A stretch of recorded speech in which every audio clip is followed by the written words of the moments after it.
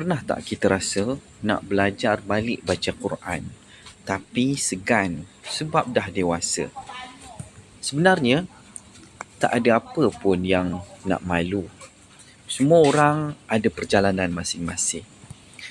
Di kelas Iqra' Dewasa Tahfiz Ibn Sina Kampung Rahmat Kemunting, kami sediakan suasana pembelajaran yang santai untuk anda belajar daripada asas, huruf demi huruf, bacaan demi bacaan.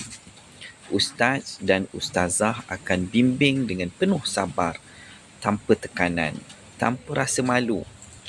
Untuk yang lapang waktu pagi, kelas diadakan daripada 8.30 pagi hingga 11.30 pagi, dan untuk yang bekerja siang, ada juga kelas khas selepas waktu kerja, iaitu pukul 5 petang hingga 6.30 petang. Tak kira umur berapa pun, yang penting kita mula hari ini, bukan esok. Kadang langkah kecil hari ini boleh jadi sebab Allah buka jalan yang besar untuk kita. Jadi, jom sertai kami. Lokasi Tahfiz Ibn Sina Kampung Rahmat Kemunting. Daftar sekarang melalui WhatsApp di bawah.